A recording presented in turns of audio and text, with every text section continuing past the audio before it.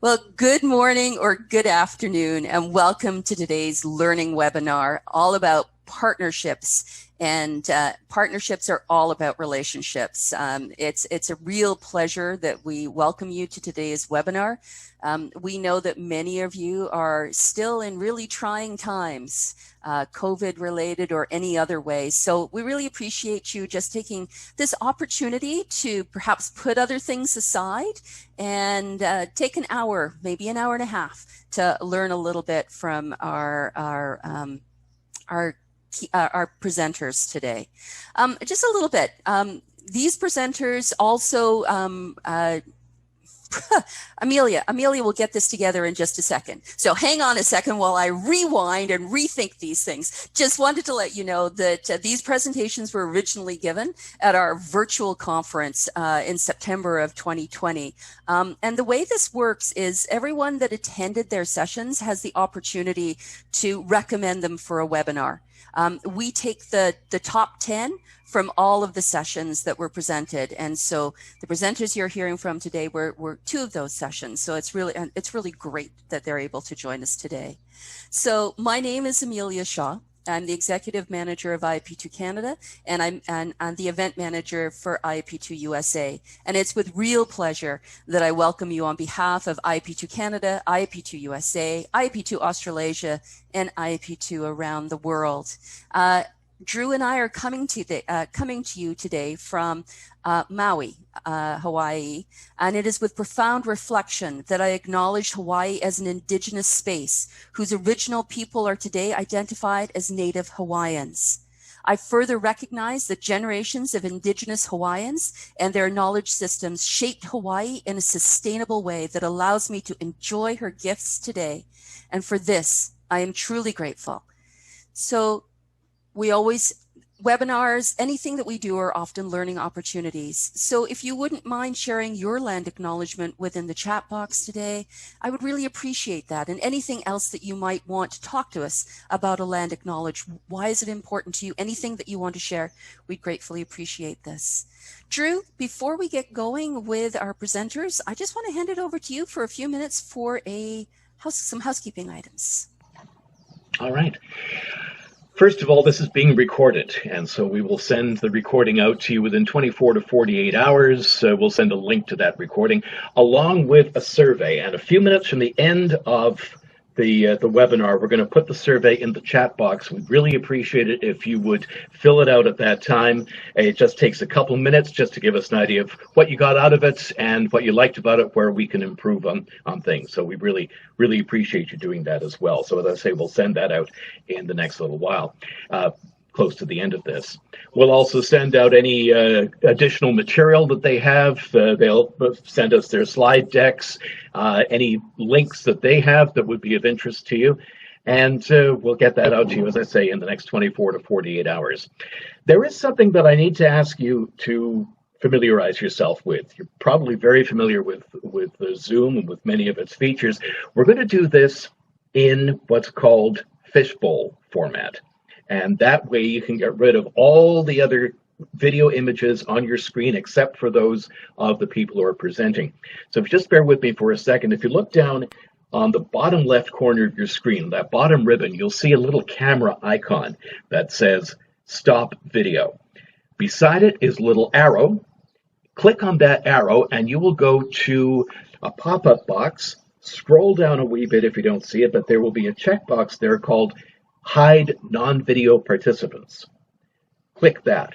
That way, when you turn off your camera, when others turn off their cameras, rather than, you see there's little black squares with people's names on it, right now all those squares will disappear, all other cameras will disappear right off the screen, that's a technical term, and you'll only focus on the people who are speaking. So we'll ask you to do that when in fact you can do it now if you like, and hit that fishbowl mode.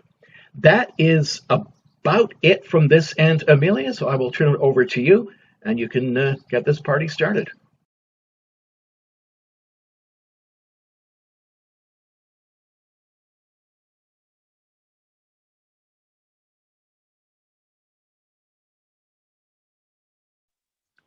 Amelia, you're muted. You know, Janine, it just wouldn't be a Zoom meeting if somebody didn't forget to take off their mute. Sorry.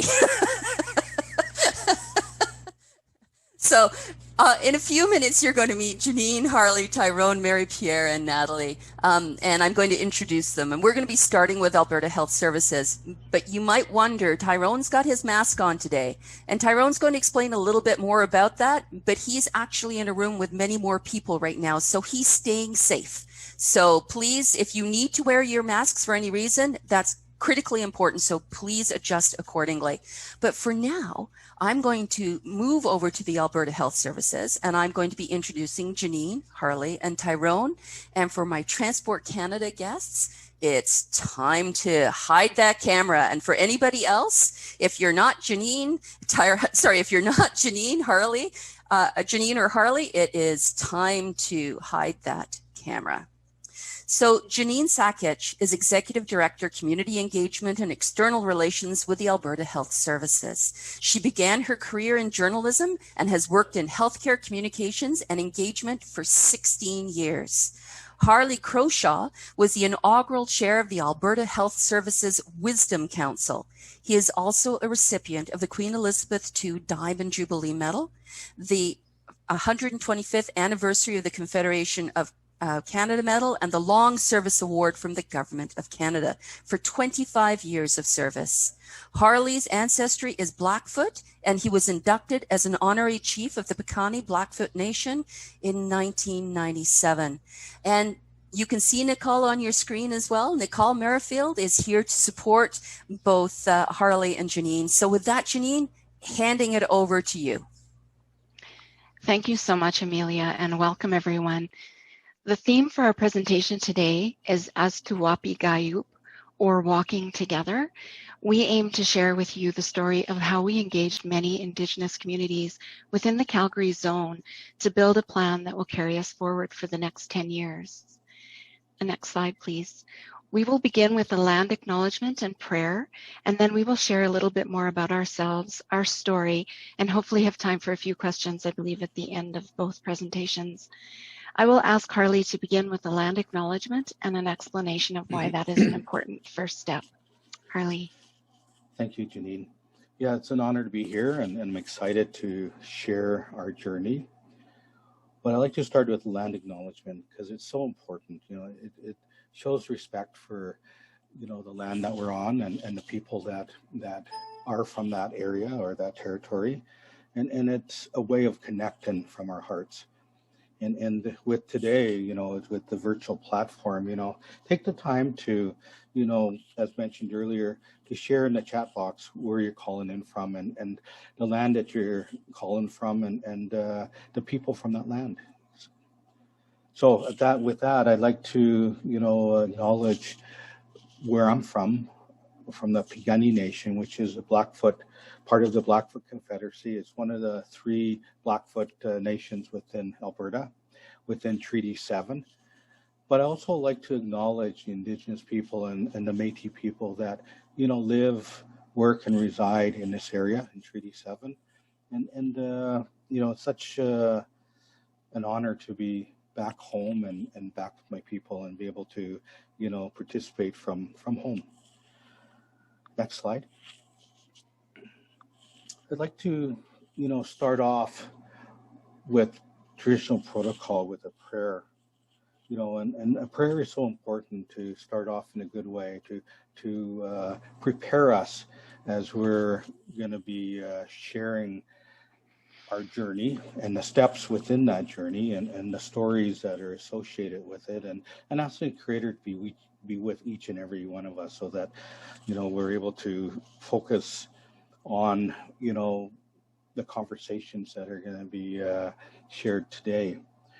I have an old prayer that I wanted to share, and I've heard many elders on my travels, whether from BC or Eastern Canada or from the north, also from the south. And my great uncle, Joe Crochu, I remember hearing him saying this prayer. So I want to honor our elders, and I'll say this prayer in English and just share with you. My name is Aistowaípiiyaóp, Bear Child. So with that, I'll start off with a short prayer, and then we'll start into the presentation. Oh, Great Spirit, whose voice I hear in the wind, whose breath gives life to the world. Hear me. I come to you as one of your many children. I'm small and weak. I need your strength and your wisdom. May I walk in beauty. May my eyes ever behold the red and purple sunsets. Make my hands respect the things that you have made. And make my ears sharp so I can hear your voice. Make me wise so I may know the things that you have taught your children, the lessons that are written in every leaf and stone. Make me strong, not to be superior to my brothers and sisters, but to fight my greatest enemy, myself. Make me ever ready to come to you with straight eyes, so that when life fades as a fading sunset, my spirit may come to you without shame. Creator, be with us today, and we just give thanks for the many gifts that you've given us, the life that you've given us, and the good health that you've given each and every one of us. And I pray that we come together with open minds and warm hearts, and we're able, and we're focused on those conversations and the stories and the journey that we're sharing, and I pray that these conversations are strong, and we pray that as we share that journey, that people, it would resonate with people, and there may be some opportunity to use some of the tools that we used. Be with us, Creator, as we continue and give thanks for being able to connect with prayer, all my relations. Next slide. So wanted just to share a little bit more about us. I know our bio was shared, but we like to share from our heart and just connect a little bit more with the participants. So as from the bio, I'm Harley Crowshoe. I'm from the Piikani Nation. I've been married for going on 46 years, have 2 daughters, 2 incredible grandchildren. And, on the bio, I mentioned that I was inducted as honorary chief. And if you look on the screen, on the picture on the top right, that's a picture of that day when that ceremony took place. And I had my brother, my grandmother, my mother there, and of course myself. And that was a special day, and that will always be in my heart as something special that I was able to share with my mom and my grandmother and my brother. My background, of course, is a little bit of policing, RCMP, a little bit of justice, a little bit of Alberta Health Service, a little bit of health, and now I'm retired. So with that, I'm semi-retired, and I'm honored to be able to be part of this presentation. And I'll pass it on to Janine. Thank you, Harley, and thank you for the beautiful prayer. So Amelia has shared my bio. I'll just very quickly just share that in addition to my work life, I am a proud mother and wife. I love to travel. My favorite destination is Italy. Family of the 2-legged and 4-legged variety are really what inspire me. We'll go to the next slide. Now that we've introduced ourselves, let me introduce our organization. Alberta Health Services is the largest publicly funded, fully integrated health system in Canada. We employ more than 110,000 people, run more than 400 hospitals and health centers, and provide healthcare services across the spectrum, including community-based and hospital or acute care. We are the principal healthcare provider for more than 4 million Albertans. Next slide. Alberta Health Services has had many successes and failures when engaging Indigenous people in the province. However, many feel an incident in 2017 was the start of AHS's reckoning. An Alberta Health Services employee texted a racial slur to a colleague. Her text was misdirected, and instead it went to a member of the Kainai Board of Education. Her comment was aimed at school principal Ramona Bighead.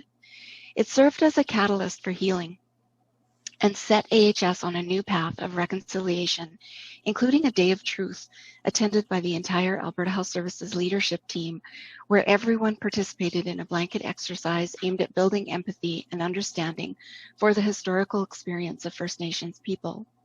As part of the day, plans were made to formally apologize to Ramona Bighead and to her community. However, Mother Nature and technology had different plans, and instead, our President and CEO, Dr. Verna Yu, and members of the executive leadership team traveled to the community at a later date to deliver a public apology in the school gymnasium filled with leaders, local elders, members of the community, and students from the local high school. Yeah, during the apology in the high school with students present was really impactful. And as you know, students can be quite busy, distracted. In this instance, they were all very focused, and at the end, they all lined up and shook our hands and thanked us for the opportunity. They felt it was so important.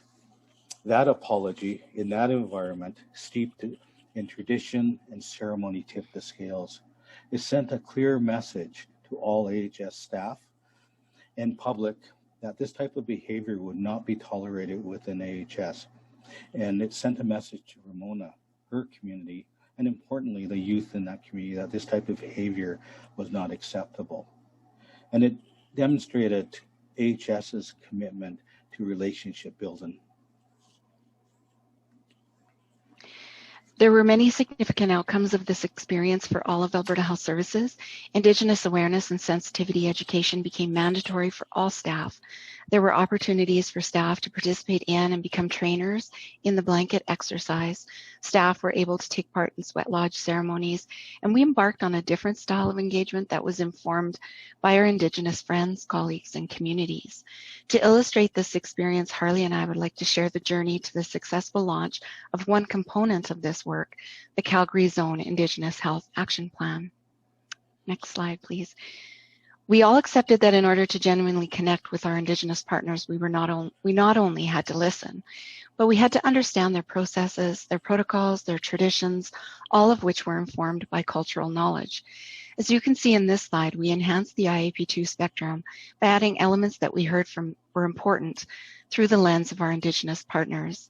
In order to inform, we needed to build community knowledge. In order to consult, involve, and collaborate, we needed to identify gaps and needs and begin to define solutions. And empowering meant letting the community express their own outcomes or goals. We adopted the philosophy that the community is the medicine, meaning we knew the community had the deep knowledge of what was best. We really were so blessed to have the wisdom and guidance of Harley, who has long been not only a part of the AHS family, but a strong proponent of bridging First Nations and Western cultures. He, along with members of various communities, helped us to understand when we went wrong and how we could do better. In the end, we adopted a multi-layered approach that acknowledged the system requirements and shared accountability, but also considered relationships, cultural safety, and traditional wellness and practices. Yeah, in some ways, this work was sort of like building the plane while already in the air. We had many missteps, but we were fortunate to be working with Indigenous communities and people that understood we were learning together, and they were patient and they were welcoming. It needed to be built on the 4 pillars that you can see here. Emphasize relationships, engagement alongside tradition and cultural safety. And there was much distrust for Western medicine built over the years of trauma and harm that we must work hard to overcome. Next slide. First, we needed to set the context as to why we needed to do this work. There was plenty of evidence of health inequities, such as the fact Indigenous people have life expectancy 11.9 years less than the average Albertan. Indigenous and Métis youth are 5 to 6 times more likely to die by suicide than non-Indigenous youth. What more evidence of a burning platform did we need? In order to successfully bring our Indigenous partners to the table, we had to take our time to make connections. We had to identify someone in a community with whom we had a relationship and ask for their help to introduce us to the elders and the other leaders. We started our relationship building there at that level. Even though we knew there were people behind us with clipboards and stopwatches, we took our time to make those important connections. Without those, we were doomed. We used traditional protocol, such as gifting of tobacco and inclusion of prayer at every meeting. We started with ceremony and we ended with ceremony. This was the key because it made a statement about respect each and every time we met and demonstrated partnership and learning. When we began this journey, we all came together and we had a ceremony to ask the Creator to help guide us, to give us the wisdom we needed, and to be able to understand the steps we needed to take to move forward and to do it with humility and respect. Next slide.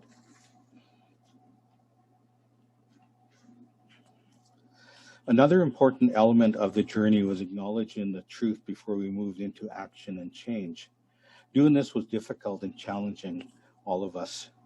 We all have biases, some more unconscious than others, and we needed to find ways to overcome these biases. The truth is this: the legacy of racism, colonization, residential school, and assimilation has led to disparities of health outcomes through intergenerational trauma, disparity in the determinants of health, and distrust of institutions. Next slide. In order for us to create change, we need to shift the way in which we worked with Indigenous people. We needed to listen and to build a new way together. Next slide. We identified early on the essential factor for success would be relationships we created and the trust we built. We needed to build on AHS strengths while also leaning on the strengths of Indigenous wisdom, especially the wisdom of the elders. We needed to create ethical space and apply 2IC so that we could journey down a new path together. And strong relationships require trust, and trust must be earned. So one personal experience was we had an opportunity to visit the elders in a small, semi-isolated community. And our team, our committee, and along with Alberta Health Services leadership, participated in meeting with the elders and with that engagement. And that was the first time we had so many elders really interested and really wanted to be part of this. So during that day that we met with them, the elders shared their stories, shared the stories of their journeys, and at times the stories had humor to it. At times there's a lot of sadness. At times it really pulled at our hearts, and brought tears to our eyes, and I think that was an opportunity for our leadership from Alberta Health Services to really feel, and really understand, what was needed to move forward and how to be part of that positive change. I just wanted to share that with you. And I think one of the things that came out of that was a need to create our future together, and leadership needed to be part of that. As Harley said, a great deal of this work did involve sharing stories. As part of the process, we worked with communities and individuals to create a series of video stories. We don't have time to show a video today, but we will put a link to one of the videos in the chat box, and we'll share the rest when Drew sends out the recording and other materials following this session. I really do want to encourage you to watch them. These stories teach us in an emotional and powerful way the importance of ceremony and the real people living in the Indigenous communities surrounding Calgary. The link Nicole has shared is the story of Joe Oldwoman, who was diagnosed with end-stage cancer. He wasn't able to go home and experience the end-of-life traditions that were part of his culture, so the community erected a teepee outside his hospital room, and along with his family and the healthcare team, it was made possible for him to incorporate traditional medicine and ceremony into his final days. Next slide. The engagement was thorough and robust. Anecdotally, we can tell you there were many friendships and connections formed, and old relationships were resurrected or enhanced. By the numbers, as you can see here, we brought more than 780 people into conversations. We gathered more than 1,600 qualitative data points, and we hosted a speaker series attended by more than 600 people. Back to you, Harley. The work was celebrated at the Blackfoot Crossing. with 70 community partners and zone leaders coming together to validate our process, our recommendations, and our vision forward. And Blackfoot Crossing is located on the Siska Nation, which is another Blackfoot Nation, about an hour drive east of Calgary, and that's where the signing of Treaty 7 occurred back in the 1800s. The result of this work wasn't just the development of a zone Indigenous action plan, but it will pay dividends well beyond that document and its implementation. Already, we've seen an important example of that with the current pandemic. Alberta has had cases of COVID on reserves amongst First Nations people, and there has been frustration. But the relationship built between HS and neighboring First Nations communities means either party can pick up the phone and immediately bring together a group of elders, leaders, influencers to identify solutions together. And also, for the first time, Alberta Health Services have been invited to sit at the table with the Indigenous communities as they build their strategic plans. We have a voice at that table that we wouldn't have had prior to this engagement work. Again, we learned many lessons, including that we needed to leave our corporate timelines at the door. We needed to take time to establish trust, to have meaningful dialogue, to eat together and celebrate and get to know each other. Knowing this and ensuring our leadership teams understood this important fact is helping us even now. We understand the importance of planning and staging our engagement with Indigenous populations now and in the future. If we hadn't taken the time, we might still have come away with a finished document, but we would not have something that our First Nation communities believe in or support. We'd be implementing a plan without them at the table to help, pushing a boulder uphill. And in the end, it's highly likely we would have failed in terms of making a difference in the health outcomes of the people we were trying to help. Today, there is an ongoing commitment at Alberta Health Services to continue this journey of discovery, learning, and friendship. Will we get it perfectly every time? Probably not, but the foundation has been laid and we believe it is solid and worth maintaining. We each have a role in supporting our next steps. We concluded that to improve the health outcomes at the individual level, we needed to leverage community resources and knowledge and to partner together in a new way. Alberta Health Services is only one among many partners, including the federal, provincial governments, chief and council, First Nations health centers, community partners. We all have a role. There continues complexity and confusion in how we work together across perceived jurisdictional boundaries. We know we need to work differently. This is why support and cooperation is so important, and also a focus on creating a future together. Next slide. We can't stress enough how important tradition and ceremony is in this process. It's so important to the First Nations and Indigenous culture. We began this process with ceremony, and we ended in ceremony. And then, this component is the key. This is a story of health planning and co-design in action with Calgary Zone Indigenous communities. We looked for alignment between our respective value statements and grounded this work in ceremony, as Harley has shared, sacred stories, and a commitment to co-design. We talk about the journey being more important than the destination. In this case, our journey has just begun. With that, we would like to thank you for your interest and attendance today. I think we do have a poll that we can put up, but first, as is our practice, we will conclude with prayer. Harley. Thank you, Janine. Yeah, we started off from prayer as we started sharing our journey and the steps in that journey and the stories, and just to complete it and end the ceremony is like to share a short prayer. And with that, I'll start off with that. Creator, Grandfather, Nina, you're known by many love and names.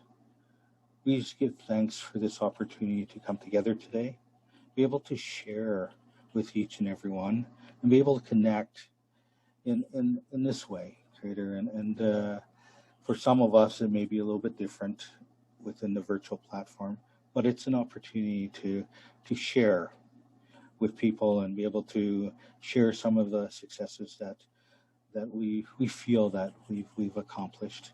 But also there's so much more to that journey that we need to do. And Creator, we just give thanks for everybody that's here, and we pray for them and pray for their health and their families, and ask you to be with us as we continue on our journey. I ask for beauty above us, ask for beauty below us, ask for beauty around us, and ask for beauty in each and every one of us today. All my relations. Thank you.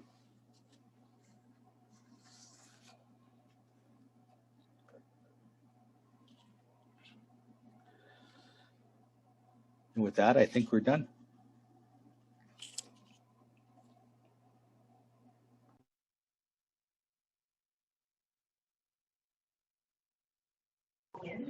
Trying to come So in. Amelia's just getting herself unmuted.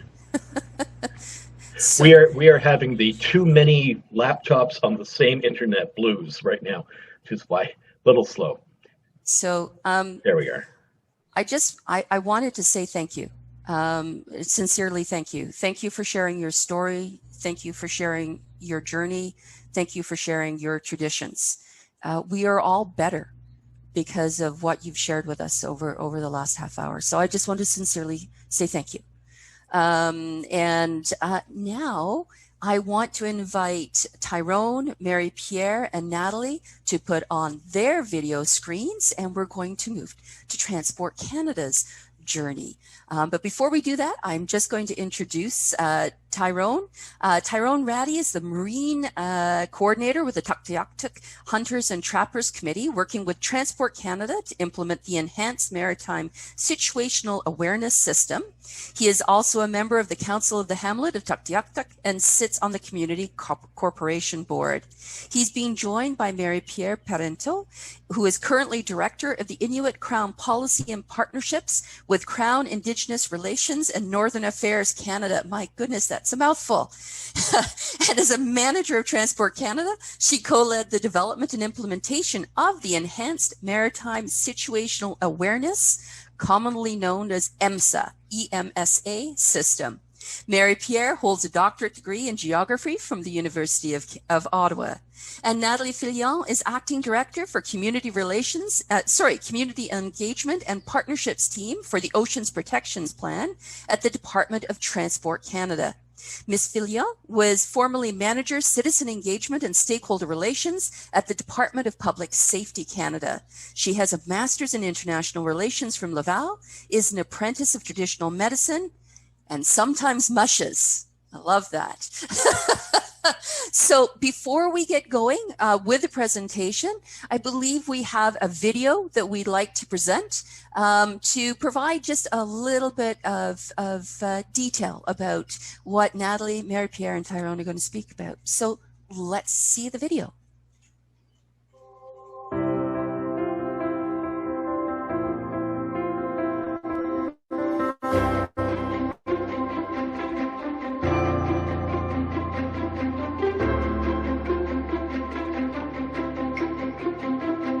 For the past 2 days, we've been involved in showing how EMSA has improved the safety in our community here through funding from Transport Canada.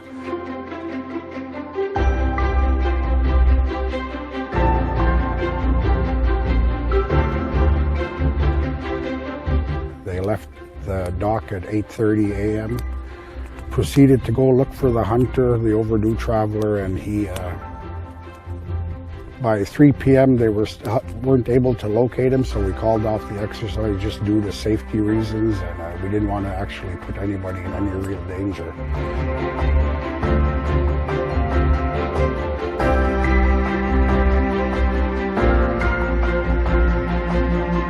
So on day 2, we used all the tools available to us through the pilot project and the stuff we were able to purchase in the community.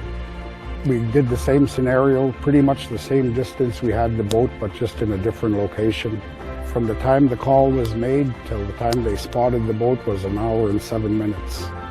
So that there shows you what a powerful tool that we were able to purchase through this funding. And it'd be a great initiative in my opinion, to see it all over the ISR and actually everywhere in the north, because when you come from a small community, you're so close-knit that any time you lose anybody, the whole community feels it.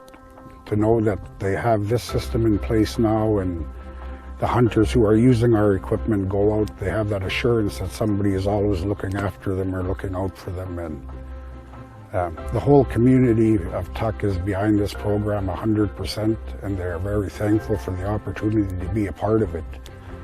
I care a lot for this community and the people, and when you care for a community and its members, you want to do everything possible to protect, to ensure their safety. And to be able to do that from sitting in an office is something I never thought would be possible.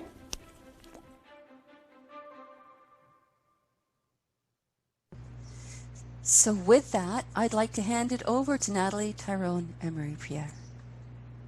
Thank you, Amelia. And I also want to thank the presenters that were before us, Janine and Harley, for their really inspiring presentation. And also thank you, Nicole, for helping me out with the video. It's really appreciated. I'm here today with Tyrone and Marie-Pierre to talk about an initiative under the Oceans Protection Plan. You'll hear a lot of OPP. This is what it refers to, Oceans Protection Plan.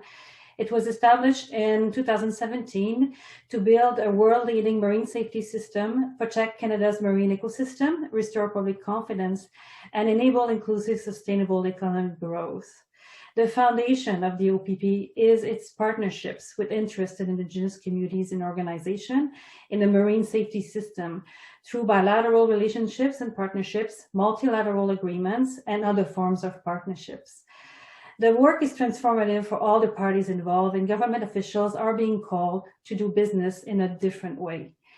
The Oceans Protection Plan provides an opportunity to demonstrate concrete actions in moving towards reconciliation with Indigenous peoples. Transport Canada is a new department at the table on reconciliation, and since the first few years of OPP, we are continually learning, adapting, and working on new understanding of relationships. One of the groundbreaking initiatives that you just witnessed has helped in the understanding of relationships under OPP, and it's called EMSA, as we've referred to earlier. At the outset, at the beginning, 10 Indigenous communities from Canada's coast agreed to partner with the Government of Canada to develop, to test, and to evaluate a user-friendly web-based system that increases access to local maritime data for Indigenous peoples, coastal communities, and other stakeholders. I have the great pleasure today to present to you the my two favorite people, I would say, that I've had the really great pleasure to work with, who were involved in innovating the idea of partnerships building between Transport Canada and Indigenous communities. I hope that you will take away from today's session a new understanding of what is required to build effective relationships and partnerships between institutions and Indigenous peoples. I will turn it over right now to Tyrone and Marie-Pierre to have a format of somewhat of a dialogue together in how they build trust and relationship over the years. So Tyrone, I'd like to ask you first, how did you get to trust the public service? Thank you, Natalie, and thank you for the presentation earlier, Harley and Janine. It was very great to watch. I hope you guys can hear me well. As you can see, I'm wearing a mask here today. I am feeling a little bit under the weather, and I have staff here in the building, so I'm taking all precautions necessary to protect everybody around me. A little more about myself. As mentioned, I sit on the Hamlet of Tuck Council and the Tuck Community Corp, but I also sit on several other subcommittees representing the Inuvialuit people here in the Western Arctic. At the beginning of this initiative here, where we've partnered with Transport Canada, as an elected leader in my community, I was a little hesitant on how well this would go. Was it just a little bit of money to keep us quiet, or was this going to be something different? At the very beginning, and my very first conversations with Marie-Pierre, who was the manager at the time, I knew that there was something different and unique that was going to come out of this project, because it gave the Inuvialuit a chance to be an equal partner in a very informative and wonderful initiative that will increase the safety of my people here in the community and the Inuvialuit settlement region. The way that I built the trust with her was we have different time zones. I'd message her late in the evening and she'd respond. That was the first time I've ever experienced that from a government official. So that right there showed me that this was unique, that this is something that can really be a benefit to our community, to our region, and to the rest of Canada. Marie-Pierre has been a wonderful person to work with. Even though she has switched departments, I still get the pleasure to work with her on pretty much a weekly basis. We still collaborate on a lot of things, and she's still my go-to person when I need advice on something. Transport Canada is a great department. It's the first time for myself that I've actually fully trusted a government department, because a little bit of my background, I was one of the last people to attend a residential school in Canada. My parents are both survivors of the residential school system. I was taken away at a young age from my family because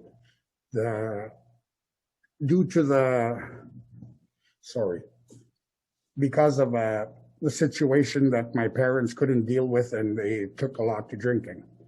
So I was removed from my family and placed in foster care.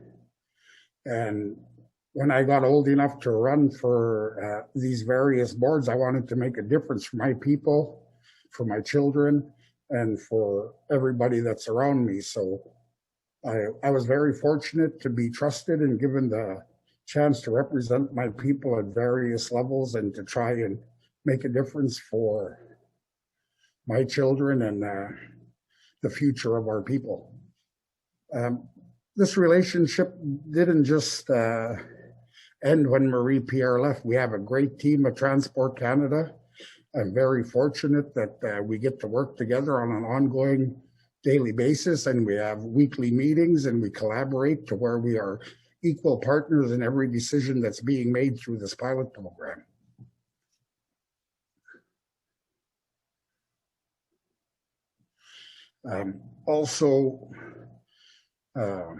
I'm sorry, it's a little hard for me to open up and talk about some of the past traumas that we are trying to correct today through reconciliation. And this is a great way to move forward. And the things that we have going here with Transport Canada is a step in the right direction to where Inuvialuit and all Indigenous peoples are being treated as equals in a country that has a history of not being treated as individuals on a regular basis. Right now, I'm very fortunate that I get to work with a great team, like I mentioned before. I have another great person who's here on the call with us that took Marie-Pierre's place when she left to go to CERNA. His name is Jordan Lee Beveridge. At this time, I would like to welcome Jordan to say a few words, if it's possible. Thank you, Tyrone, and thank you very much for your kind words, as well as thank you to the presenters. I thought that was an excellent presentation.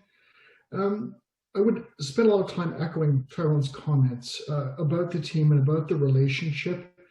I'd be remiss if I didn't acknowledge that Marie-Pierre Parenteau had put together a fantastic team for me to inherit. In some ways, it's been the easiest job in the world, the most rewarding job in the world, and some of the best learning that I've ever encountered in my career. So it's been fantastic. It is a partnership. It is an absolute round table. Decisions are made collectively partnership, not just for the current program that we are implementing, but also the partnership is determining what we, the collective, we want the partnership, or sorry, the EMSA program to look like for the future. Natalie had previously mentioned Oceans Protection Plan, and as we plan this phase, OPP 2.0, the EMSA partnership have been making a lot of very solid decisions about what this program will look like. And every day is another step in building trust and reconciliation. The Government of Canada and Transport Canada are honored and we're privileged to be part of this process and to continue to work with the EMSA partners, and especially Tyrone Ratty. Thank you very much. Thank you, Jordan. Thank you, Jordan, for that. And it's very true that we are working together. We are building a better system. And also, in my opinion, we're building a better Canada. Just to give a little bit more history between this partnership, like I mentioned earlier, we've had a lot of trust issues between us and government. And the success of this project and the commitment by Transport Canada to work with us has brought a very close relationship between the Inuvialuit and this department. Not only the department, but Marie-Pierre as well is very recognized, and everybody within the Inuvialuit Regional Corporation knows who she is. It's because I've had so much good things to say about her. I've spread the message across my region to show that, you know, you give people a chance, they admit their wrongs, and we have the willingness to accept it, that we can move forward in a very positive way. So with that being said, I would like to turn things over to Marie-Pierre to let her talk on this now. Thank you. Thank you, Tyrone. And thank you for the first presenters. I thought it was a very good presentation. I think of the things that Tyrone and I wanted to talk about today, I think they've also mentioned. So it was really interesting to hear. And thank you, Jordan, for the words. I'm glad you're enjoying the team, so that's great. Tyrone, thank you for sharing your story. I know it's hard. You got the emotion started, so I will try my best to keep it together, as I think a lot of this relationship as well is a sort of emotional connection. And so anyway, Tyrone and I share a lot of our emotions, so hopefully we don't have to display that to the world today, but we'll see how it goes. Okay, so I've been in public service for 15 years approximately now. And so the first thing I want to say is I'm proud to be a public servant. I enjoy serving Canadians. So I wouldn't want any of the comments or observations that I will share today to be taken any differently. If I'm sharing my thoughts and my experience today, it's because I think public servants have a strong role to play in the path to reconciliations, and I want others to learn from our story as well. So some of the things I will say are personal opinions. This is not as necessarily a Cerno employee or TC employee, but more observations. So the first thing I think though that I would want to share from the experience I've had on the EMSA file is that I think that the level of knowledge and awareness of the history, culture, and rights of Indigenous people in Canada among public servants is not what it should be. And I don't know how we can be expected or think that we can build trusted partnerships if we don't know each other, if we don't understand each other. So this is certainly the situation that I ran into when I was at Transport Canada. We had a team. We were all new to working with Indigenous people. So I realized we had a gap on that front. So what I did is that I organized a training session with an elder. So we found an elder that was willing to help us out. But he made it clear at the beginning, if I'm going to work with you guys, I'm going to decide how we discuss it and how we approach it. And I'm going to indigenize the process. And I said, yeah, sure. I certainly didn't know what he was talking about. So I said, yeah, sure. That's great. Let's do it. So what that ended up being, it was 6 days, and it was just a wonderful time. We spent 6 days with the elder using the learning circle as a way to learn. He talked to us about Indigenous worldviews. It was really new to us. It was an eye-opener. We had never worked using the learning circle. But the big lesson that I think the entire team, one of the big lessons that we took out of these sessions is that we need to learn to listen better. So for 6 days, we listened to the elder, we listened to each other's, no text messages, no phones. And that's when I realized, I don't think, before when I've met with people, I was truly listening. So that was one big lesson learned. So we all need to develop our ability to listen We cannot be distracted. We need to pay attention, and we need to listen carefully when we work with Indigenous partners. Through this training, there's sort of another thing that that certainly the elder raised a lot with us, and I think is certainly true, is that as public servants, we're not necessarily, and I mean, again, I'm speaking very in general terms, but we're not necessarily all as self-aware as we should and could be. Certainly this is something we're hearing more and more, but I think this is something we need to do. So I want to acknowledge there is, I think, a public servant culture that exists, and we need to break free from it. I think if we want to be involved to engage with Indigenous partner and build real partnerships. So this notion of armor, I think that public servants have, I think is true, and we need to let go we need to let go of the armor. So in my opinion, when we enter in dialogues with Indigenous partners, we need to come with an open mind. We need, because, you know, as I said, we have different worldviews. We need to have an open mind, so we are respectful of the perspective they bring, of the ideas that they have. We need to come as well into conversation with an open heart, because at the beginning, like, the most important thing is that we're all human beings. So we have to be, I think, very human as we engage with people. And also, I think we need to come into conversation with the right intentions. So we need to be willing to listen, to understand what people are saying, and also to come with the intention of doing good.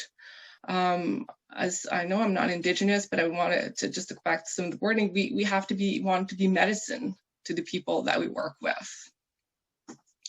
So again, I wouldn't want anything of this to be taken as criticism of the public service. I think this is constructive feedback. Working in the spirit of reconciliation is new for public servants, and change is hard. Change takes time.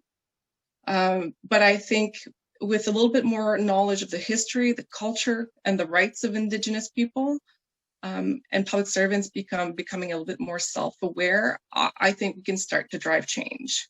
So these were sort of high-level observations. There's a number of other little things that I will raise quickly. I'll try to go quickly through an example, a bit of a story. So for EMSA, we organized what we call the EMSA Showcase. And what the EMSA Showcase is that we brought together the EMSA team, representative from different federal departments, and the representative from the 10 Indigenous communities to select the system that was going to be used for the pilot project. Just for context, at that time, I don't want to say we were full of ourselves as a team, but we had certainly received a lot of positive feedback from senior official. Oh, sorry, I saw EMSA is Enhanced Maritime Situational Awareness System, which is the system that was demonstrated at the beginning of the video. Sorry, I just saw the message there. So we had received a lot of praise. So we went on to so when we showed up to this event, the EMSA Showcase, we felt confident. We thought this was going to go well. We had done the right things. And well, it was a totally different story. It certainly did not go as well as we wanted, but we left with a lot of lessons learned. We learned the hard way, but we left with a lot of lessons. And some of them I want to share quickly. One of them is one big mistake that we made is that we assumed that we knew what people wanted, what the partners wanted. We assumed that they did not necessarily want to be implicated in some part of the process because it was too technical. We assumed they didn't have the time to do some of the things, so we just went on and did it by ourselves. And do not do that. We cannot do that. People can make their own decision. Offer people to make the decision and they'll tell you what they want to do. So we learned that the hard way. We were working with the best intentions, but realized after that we were making some mistakes there. Also, don't assume we had done the training with an elder, but we soon realized that not all the other federal participants hadn't necessarily done similar training, and so we ran into a few issues at the event itself. Sorry. Oh, another thing we thought we were wise. We had worked with an elder. We could indigenize the process, the showcase a little bit, so it would work better with Indigenous people. And in hindsight, like 2 years now that I think about it, I don't even know how we had the audacity of thinking we could do such a thing. We should have just left it in the hands of the partners. I remember on that first day, when we did the showcase in the evening, I ran into the CEO and chair of the IRC, Dwayne Smith, and he was laughing. He said, "Oh, I heard that you're missing a bit of some Indigenous voice or process in what you're doing." And I thought, oh, he's already heard about it. It's, we just wrapped up a couple of hours ago. He just happened to be in Ottawa for something else, and I ran into him. So certainly a lot of lessons learned there. It was an extremely difficult and emotional day. And when I talk about emotions, I share my emotions. I cried in front of everyone that was there. At the end of the day, I knew we were highly questioned on our intentions by the partners, even though I knew that I was there for the right reasons. I knew that everybody on the team was there for the right reasons. But just as Tyrone described, history is there. And it's not easy to get over it. So we were highly questioned on if we had the right intentions doing our work. I cried because we had worked so hard, but it seemed like it was a failure. So I left brokenhearted, but I left as well knowing that we had to keep going. We had learned so much. So the team quickly got together, pulled together, developed a document, sort of our lessons learned. We listed everything that we thought had gone wrong. We were very transparent, honest. There was no shame. We just laid it all there, and we shared it with the partners to get their feedback, and as a way to demonstrate that we were committed to this relationship, that we wanted to make it work, and we had learned from our mistakes. And the responses we got were beautiful. People were kind and understanding. One of the lady after that I spoke to over the phone, she said that she felt so much love at the showcase itself when I was heartbroken. So it took a lot of time to unpack what had happened. I thought a lot about it. I cried a lot about it, talked about it to a lot of people. But after a while, I realized that I think it was simply, as Tyrone said, we admitted our wrongs. We showed that we were human beings. We showed who we were at the event. And I think just by simply doing this, we had actually laid the foundation for meaningful relationships with 10 Indigenous communities across Canada. And from there, the project really blossomed, and the relationship just got stronger. And as for Tyrone was not there at that disastrous event that we all learned a lot. We heard about it. But I think that's maybe the beauty of it, is that Tyrone and I met at the right time. By the time we met, I had grown a lot as an individual, as a person. I had learned some valuable lessons. And so from then on, my interactions with Tyrone for me was always about being respectful, being honest, transparent, and to listen to what he tells me. And when I listen to Tyrone is not just with my heart, my head, but a lot with my heart as well. There's a history that's there, and you can't ignore it. And a lot of this comes through your heart, through the emotions. So I'm grateful for Tyrone's friendship, and maybe I want to speak, actually, it's a relationship. As Tyrone said, we still work together, but it's a friendship. So the last time Tyrone came to Ottawa, and that was right before the pandemic, we're lucky. Tyrone came over for pizza, for dinner. We had dinner with my son, my husband, my parents came over. Our mutual friends from Nunavut were there. At one point, Tyrone just went to the basement with my son, showed him some hockey skills. That was great. During the pandemic, the first wave of the pandemic, and that's where I'm going to get super emotional. It was hard. Tyrone was there as a friend. I needed help. My son was doing virtual school.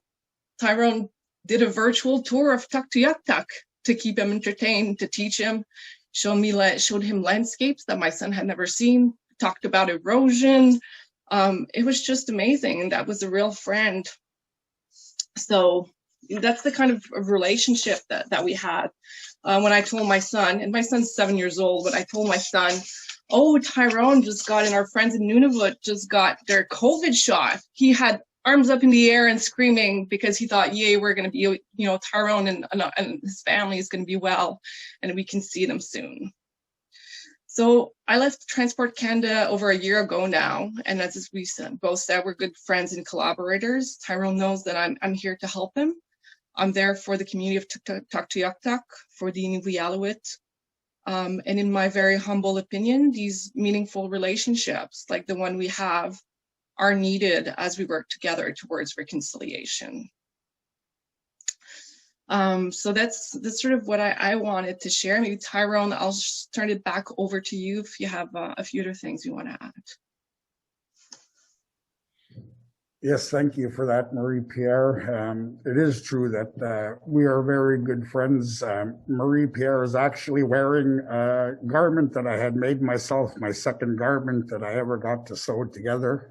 So it's a great honor for me to see her in it. Shows that I do have other skills other than presenting at a few conferences here and there. So just to go a little bit further on the relationship between us, Marie-Pierre has been a wonderful person. She's been a great friend to the Inuvialuit, a great friend to myself and my family, as well as the other people we have met along the way. The way I view EMSA and the initiative, it's my extended family. We meet twice a week. We have virtual conferences and we discuss the development of the system. From where it first started to where it is today, it's an amazing transformation. And it's all based on technology and Indigenous knowledge. In my opinion, traditional knowledge amongst Indigenous people should always be considered or equal or greater to scientific knowledge. We are the ones that live here. We are the ones that know the area. This land in the Inuvialuit settlement region has sustained my people for thousands of years.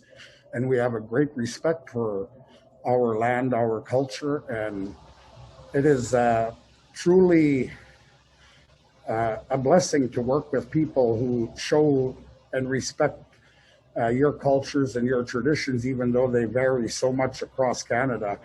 Each person, each culture, each ethnicity has a different belief, and ours are no different.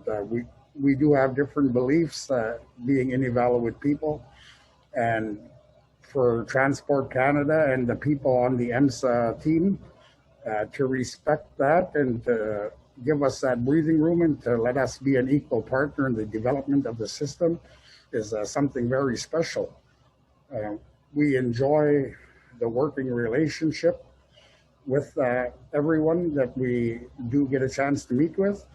And again, this is the way that all government agencies should work, is to take Indigenous people's knowledge and treat them as equal partners, and you'll have great successes, which the EMSA initiative has shown by winning the Chief Information Officer's Award for enhancing the digital mindset. Again, I just want to say thank you for giving us this opportunity to share our story. I do want you to know that Marie-Pierre is no longer on the EMSA system, but she's still a big part of it for me.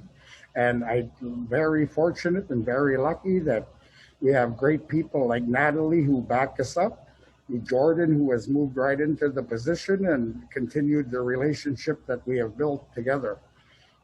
So thank you to everyone that I get a chance to work with. And it really is an honor and a privilege to present and share our story with you. And I hope that this will have a positive impact on future Indigenous relations and lessons that government can learn on how to work with Indigenous peoples and move forward on reconciliation. So thank you again for having us here. And it's a great pleasure to present with you again, Marie-Pierre. Love every minute of it. I'll turn it back. Thank you so much, Tyrone. I really appreciate that. I'm very humbled that all of you felt confident and comfortable in sharing your stories with us today. It's critically important for all of us to continue to learn, to pause, to listen, to know when we're wrong, and say it and speak it out loud. So thank you for sharing this. You will have made an impact. You will have made an impact on everyone that's been on the call today. And I thank you for that. So what I'd like to do right now is open it up to questions. So I'm going to invite everyone, speakers, participants, everyone, please put your video cameras back on so that we can see you, because this is our opportunity to get to see some of you as we're now, as we're in the COVID time. So it's always fun for us to be able to see people, and it's so great. Look at you all coming on. It's absolutely wonderful to see your faces. Thank you very, very much. The goal for the next 10 minutes is to ask any questions that you might want to have of the presentations that we've received today. So if you've got any questions, please pop them in the question box. Please put them in the chat box with 3 question marks if you could, because that lets us understand really quickly whether or not it is a question. But I also, I want to reflect back a little bit. Janine and Harley talked a little bit about the blanket exercise, and I put a question out there fairly quickly about whether or not anyone here had done the blanket exercise. And there was a few people. So if anyone feels comfortable while we're waiting for some questions to share their experience, or really just to have that opportunity to reflect on what you've heard today from all of our presenters, could you maybe open up your mic? Feel you know, bold, and maybe say a few words, because we want to hear from you as well.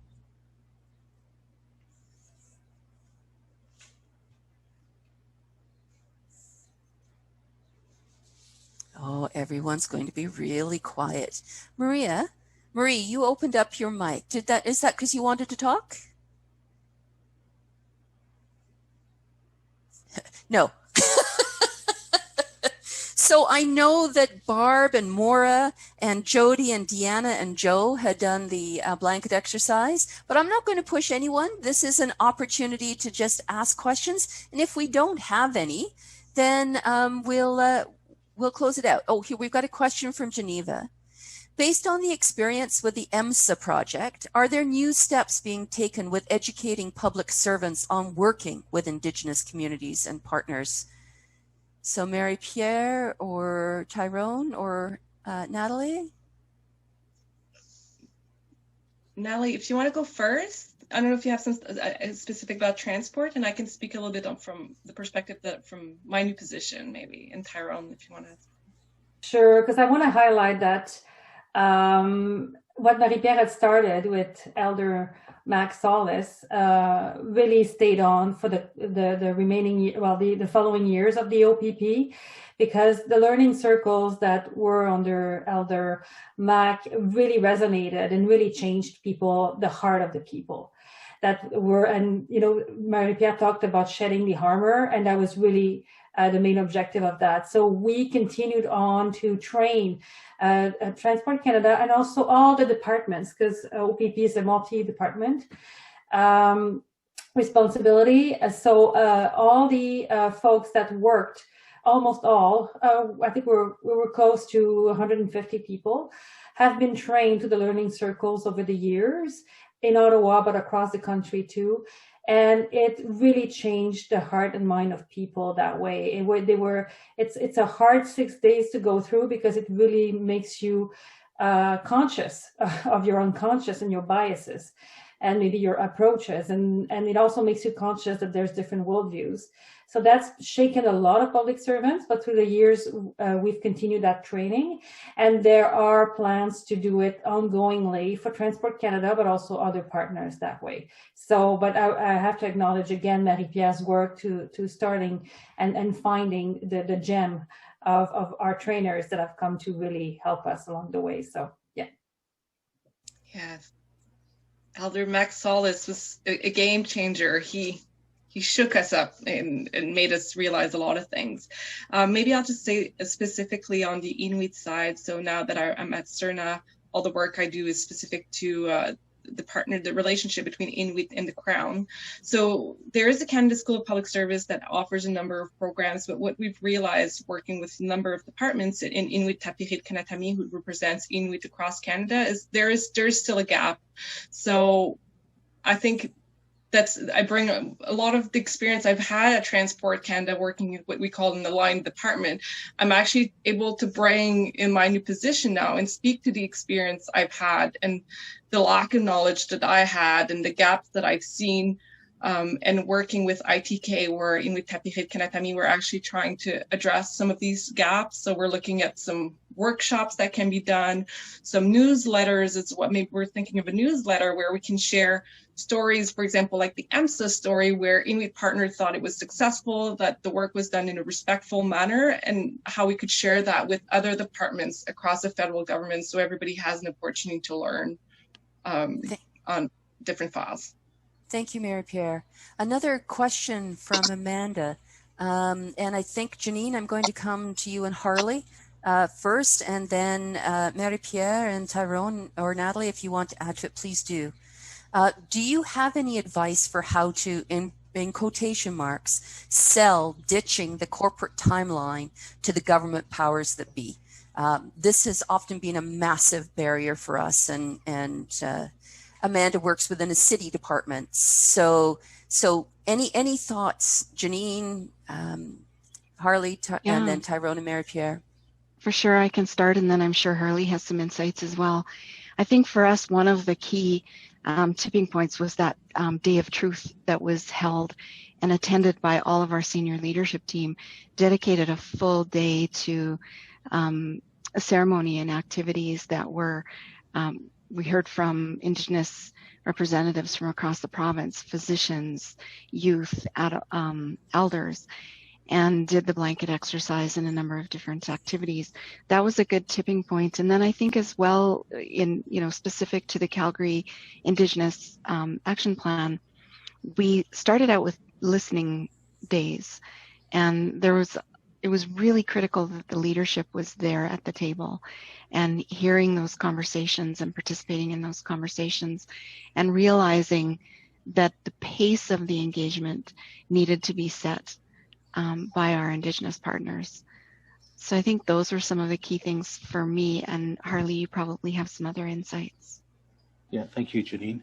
Yes, one of the things that we found, like I had the opportunity to work on the Indigenous Health Action Plan, not only for Calgary Zone, but also South Zone. And it is a new territory for corporate leadership, because, at times timelines can be quite rigid, but getting them, to move away from that can be quite hard. So part of that is sitting down with them and providing some Indigenous knowledge and understanding and feeling comfortable and confident enough so that, they can set those timelines aside and really take the time to sit down and listen. And once we did these presentations with senior leadership and sort of shared the vision that we seen within this initiative and the opportunity that it presented and how we could really become true partners, and then there's more openness and more commitment. And then, of course, as I mentioned on the presentation, we started off in ceremony. And part of that is to bring in the people that are going to be working on this project, bring in the leadership so that they can get a sense of the importance and how we needed to make that commitment in order to move this forward. And I think that's really beneficial because, once you experience that ceremony, once you experience that different ways of doing things, it's so important, and it opens you up. And as mentioned, it opens your minds and warms your heart so you're ready to accept, a different way of doing things. And I know, a lot of leadership were nervous, when we incorporated traditional protocol. And a lot of them, when they presented to the backhaul, they always wanted me to present. And I said, no, this is your opportunity. So I would sit with them and share with them how to do it and share from the heart. And once they understood that, and once they knew that if you do it with good intentions, that you learn from that, and the Indigenous people really are appreciative of you taking that time. And then after a while, it's not such a hard thing for them to do and take that step forward. And I think including them in all those processes, the leadership, is important. And also showing how we're making a difference. Because I know when we started doing this, there was short timelines. And we thought, well, no, we're never going to make those short timelines because there's so much engagement and conversations that were so important that we needed to ensure that we had the time to do that, and we needed to be respectful, and we had to, I guess, ensure that we did it with humility, and we had to rebuild that trust. And I think that took time, and I think as we engaged and as we moved down that journey and those steps, we also worked on different initiatives that showed how we could make a difference. So I think that's important.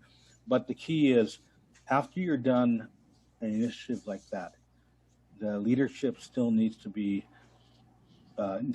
participate, because it doesn't end there. It continues. Thank you so much, Harley. I almost hate to bring up time as we're given the comment that Harley's just made. We've got a few more minutes before we wrap this up, but we will try. We're seeing some of the other questions coming in here. So if we can provide more information in the materials that we send out, we will certainly do that. So if there's anything else that you think you want to get to that we haven't been able to respond to yet, pop it in the chat box so we know what you're looking for, because both Mary-Pierre, Tyrone, Natalie, Harley, and Janine and Nicole are still on here so they can see this. But I want to give Tyrone and Mary-Pierre an opportunity to also respond to that question about leadership just before I wrap it up, because once they've finished, I'm going to come back with a couple of items, and then I'm going to come back to all of our presenters today for last words. So we're going to be about another 5, 6, 7 minutes. So if, with your patience and your indulgence, I ask you to stay with us if you can. But Marie-Pierre or Tyrone, any comments following up on Janine's and Harley's? Tyrone, do you want to go? Do you want to go ahead? Good. Quite frankly, maybe Natalie would have. Would just want to maybe open it as well to her. She's been there since the beginning as well. But I think what our colleagues just shared actually touched on what I would have said. So this idea of the need to have the senior management at the table and exposed and being part of the process. I think that's extremely important. I don't know that I would have a whole lot more to say. I think that was a great response. But Natalie, maybe from your perspective, there's something you would want to add? I just want to add that I agree with Harley and you, Marie-Pierre, because we, under the Oceans Protection Plan, had a clear mandate to be a transformative initiative from the Prime Minister of Canada. And he said it loudly and clearly and repeated it, and was in the mandate letters of all the ministers that were involved and other ministers to really create those solid long-term partnerships based on the recognition of rights and nation to nation and respect. So we were clearly mandated to do this. And that really gave us the space for us to engage sometimes with some of the colleagues who actually were working a certain way, and you have to go to cabinet and get that MC going and all that, but to really engage in a discussion internally with them to say, we understand, however, this is how you could also do it to meet your outcomes that you want to meet, and even better, to really underline to them that it's also very important to have Indigenous partners fully contribute at all the steps of a project, because it makes the project better for everyone. It just makes sense for Canada and for the different projects. So we had that supportive leadership. And there was also similar training of learning circles with our leadership to make them aware, even though they were committed to it, but to really bring it down. They're very intellectually strong, but bring it down to the heart and make them committed that way to really understand where we need to go for that. But I think leadership is key in that sense. Yeah. Thank you, Natalie. And I would agree. Leadership is also key within IAP2 as well. And it's really important for us to continue to showcase the learning journeys that many people are going on, as well as the training that we now have in place. So IAP2 will continue to do whatever it can do in order to move it forward, because as leaders, we have a responsibility to do that as well. So I just wanted, and that's around the world. And to me, I really appreciated that some of the lessons learned today, you feel resonate with other journeys that we have to go on. And certainly I appreciate that you seeing this as a process that could be helpful for engaging Black Americans and other communities of color in our work with racial equity. I think this is great that we have the opportunity to learn. I'm just going to quickly talk about a couple of a taster and a webinar coming up. So we have another taster for you on Monday, February the 8th. It's going to be a combined taster highlighting 2 upcoming courses with interconnecting themes. Tanis Topolniski is going to present on a culture of engagement, your organization's soul. And Ann Carroll and MJ Bull will offer a taste of their course, which is called Auditing Your P2 Infrastructure. That's going to be on Monday, February the 8th. And it is free for members. It's currently available to IAP2 Canadian members, and we're looking at making sure that it's also available to our IAP2 USA members. So stay tuned for that. And then on Tuesday, February the 16th, we're going to be doing our monthly webinar is on an opportunity to learn how one organization managed to create that culture of engagement and to see how it's done. So the Nova Scotia Health Authority was named IAP2 Organization of the Year for IAP2 Canada and internationally. And Jeff and his team are going to come and talk to all of us about what they did, why they did, and why it's not just relevant for healthcare, but is relevant for all of you. So hopefully you can think about adding those to your calendar on February the 8th and February the 16th. But with that, I now want to be able to turn back to our presenters for a last word as we close out today's session. And I'm not quite sure who to start with. So whoever opens their mic, unless you want me to point it out, I will, but I'd like whoever wants to open their mic of the presenters, just for a quick last word, and we'll go through all of you.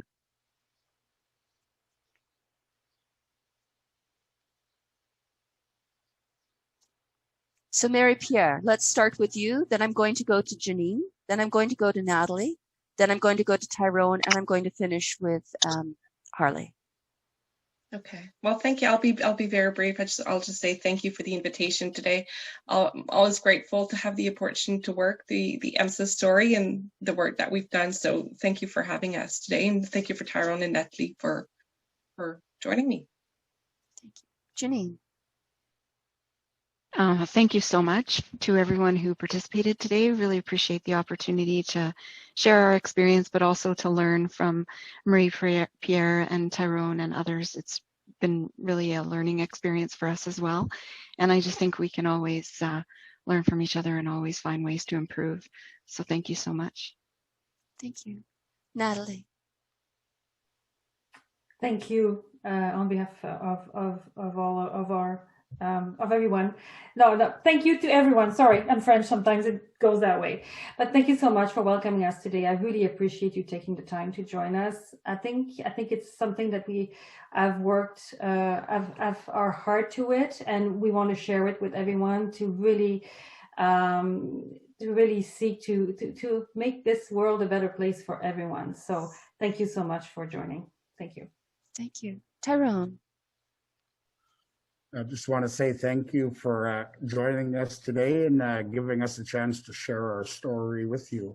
I would just like to say to all the Indigenous peoples that might be on here is that the government of Canada is willing to admit the wrongs they have done to the people, First Nations people of this country. But it is our job as leaders and as Indigenous people to accept the apologies that have being made by Canada and to move forward to building a stronger, better working relationship with government, because at the end of the day, the two powers that be will definitely transform into a better Canada for all peoples.